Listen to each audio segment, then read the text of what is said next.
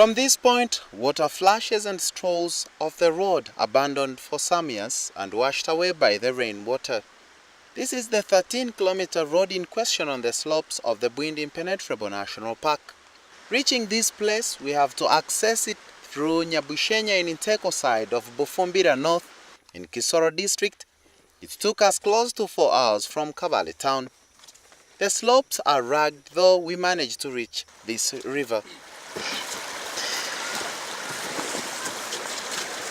President Yoweri Museveni, for the third time while presiding over the Labour Day celebrations in Kisoro in May this year, for the reopening of a road through Bwindi-Impenetrable National Park, easing access between Kanungu and Kisoro districts.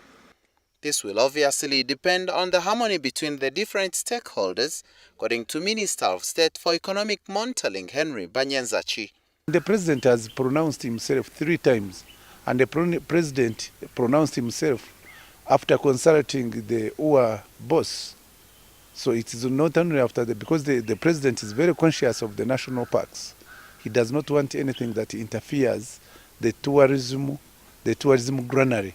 Leaders agree that the park has been a resource to both the country and its people. They cannot afford the sabotage, and besides, the habituated gorilla families are well coexisting with the communities.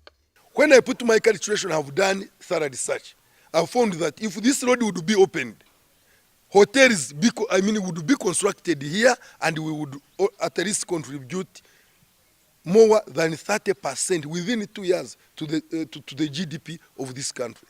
This road connects the 2 districts on River Ivi in Nyabwishenya side, Bufumbira North in Kisoro district, where people in the area struggle to connect to Kanungu district. To ease the transport means, especially for the current tea production that has been generated in Nkuringo, to be able to transport them to the nearest factories in Kanungu. But will this controversy be cut across, especially as generated between Uganda Wildlife Authority and the International Gorilla Conservation Program and the local leaders in Kanungu district and Kisoro district?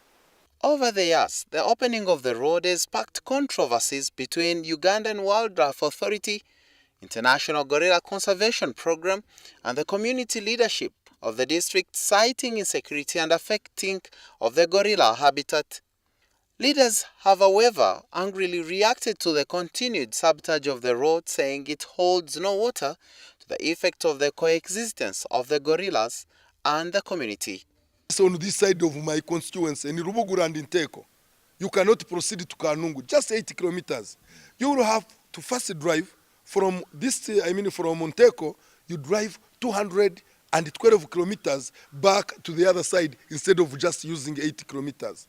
The critics to the road construction advance that splitting of the national park will affect the few species of the gorillas and an increase of traffic in the national conservation area, leading to pollution.